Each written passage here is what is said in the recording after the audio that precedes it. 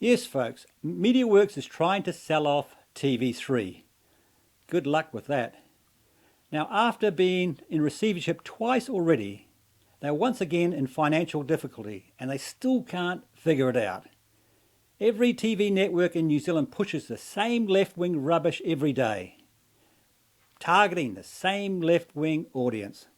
Yet half of New Zealand is centre-right and is screaming out for right-wing content for rational thinking people. Yes, there's a huge market there, but MediaWorks doesn't want to go there. They prefer to push the exact same fake news as TV1 does, and the exact same mindless shows targeting the childlike left-wing mindset. Yes, and that's their problem, folks. Have a look at this.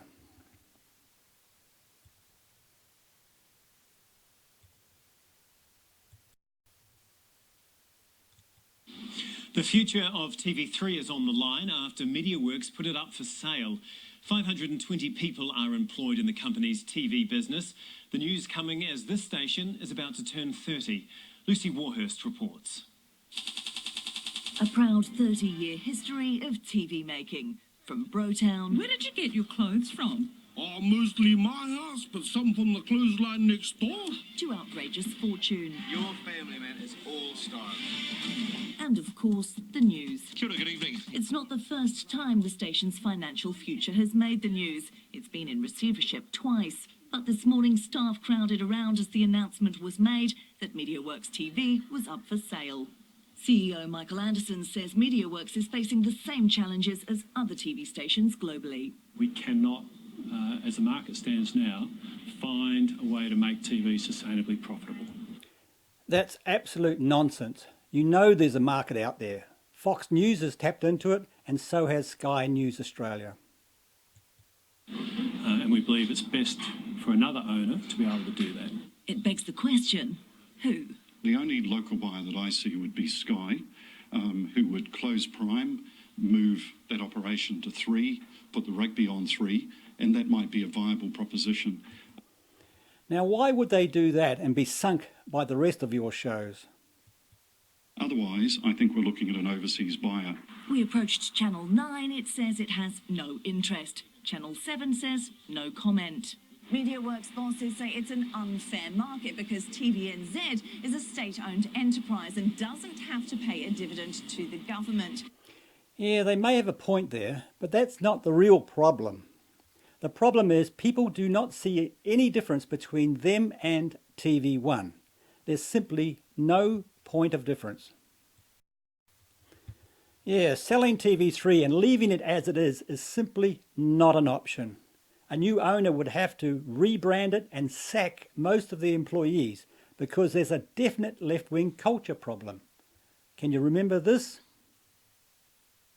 Well, what people say is hate speech is when you say that diversity is a weakness. Right, and the suffragettes would have been considered against the modern status quo at the time. Individuals who criticized Christianity hundreds of years ago would have been prosecuted under blasphemy laws. I now criticize the religion of diversity, and I'm considered committing hate speech because that is the popular culture at the time. Well, what I say to you, Lauren Southern, is that New Zealand is a diverse country.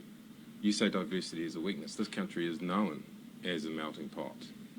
Are you saying we're a weak country? Will you accept the diverse view that women should be stoned for the crime of being raped? Yeah, he's stunned. He has no answer to that question.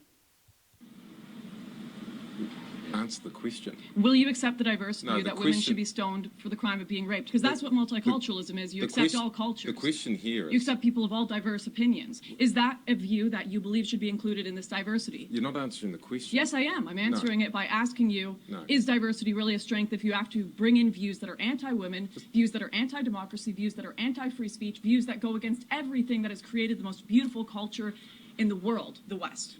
The question was, New Zealand is a diverse country. We're known as a melting pot. Many people here are very proud of that. You are on the record as saying that diversity is a weakness. So, is this a weak? Do you not follow international politics at all? Do you know who else has said diversity is a weakness and multiculturalism has failed? It's Angela Merkel of Germany. She said this many years ago. Is she? This Would you isn't say an- that this she's isn't a an purveyor? interview Hang about on. Angela Merkel Would you or say Germany. that she's a purveyor of hate speech Okay. for questioning the cult of diversity? Well, okay, if you don't want to answer that question, let's talk about what you've been saying, which is that some races are genetically weaker than others. Never said that.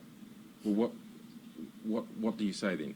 Give me your, It's not give me what your I'd words. say. No, it's Give not me- what give- I'd say. Give me No, your that's words. fair. That's fair. Give me your words then. It's not what I'd say. This is the most established metric in social science is IQ. If there's no valid test of intelligence called IQ, then there's no such thing as a social sciences at all. IQ, on average, is different between various ethnicities. On average, you don't judge individuals, of course, and it's not a matter of superior or inferior, it's just a matter of difference.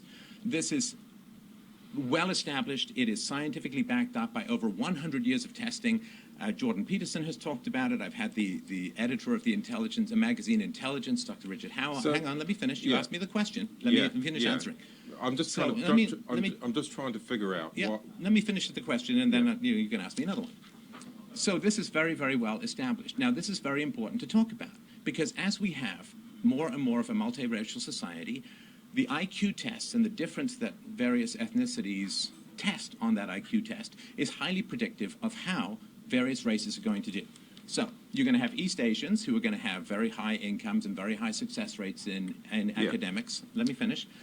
No, And no, then you have whites further down, you have Hispanics a I'm- little further down, then you have blacks a little bit further down on average. I'm going to Now, interrupt if you the- here. yeah, I'm going to if- interrupt you. You've got to show some respect. No, you asked me a question. Yeah. So yeah, am I yeah. allowed to? You blamed her for not answering a question. Now you're mad at me for answering a question. Do you want to pick a side here? Can I let me finish very briefly? No. 10 seconds. No, Can I do 10 seconds? no, I'm not going to let you finish. Okay.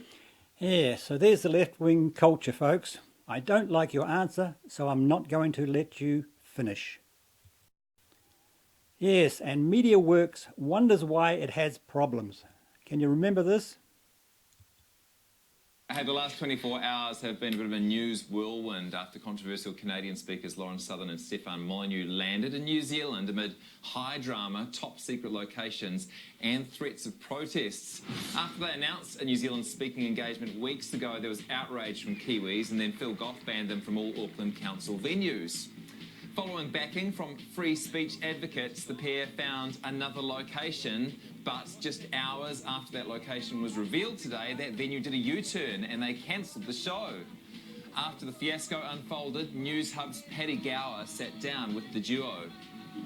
People have come and they want to hear us speak. They want to hear our opinions. We should have the right, even if we were intentionally trying to be disrespectful, which we were not, we should have the right to in a free country. I was really upset this afternoon when I found out that this event was going to go ahead, and then I was really happy that it was cancelled. So for me, this is a celebration of the strength of Auckland as a multicultural city. Please welcome News Hub national correspondent Paddy Gower. Yes, just after Lawrence Southern and Stefan Molyneux had devoured Gower, the left-wing children on the project treated him like a hero. So, Paddy, you just talked to these two. What are they like? Well, it was sort of like being thrown down in front of a machine gun of sort of nitpickery, where you could sort of say to them, hey, look, the sky is blue, and they would sort of come back to you and say, no, it's not. You know, yeah. And Not firm friends with the facts is my impression. yeah, but they're very good at they're very well rehearsed at not being firm friends with the firm facts or whatever it is. You know, they're very good at that. They're professionals, and actually, in some respects, in terms of having an intellectual argument with them, they totally nailed me. I just could not compete with them. So we have been talking for weeks, ever since we learned about these guys, about what the right thing to do is. Do we cover the story and present both sides of it? Do we ignore them? Are we just giving them a soapbox? Do you think the interview that you did was what they wanted? Yeah, I mean, my personal kind of view on these sorts of things is I think censorship should be the very, very, very, very last line of defence. And I mean, I've got quite a lot of faith in New Zealanders in being able to look at something if they want to engage with it. If they do engage with it, they can look at it and see the potential shallowness of the argument. And that's what they would have seen today, is a couple of nitpickers who spend all their time nitpicking, and it's pretty nasty nitpicking. They've played us, haven't they? They've played New Zealand and won. We've been a sucker. You know, we're still talking about them. Yeah, but I mean, we've won. New Zealand's won. I mean, How has New Zealand won? We've just lost free speech.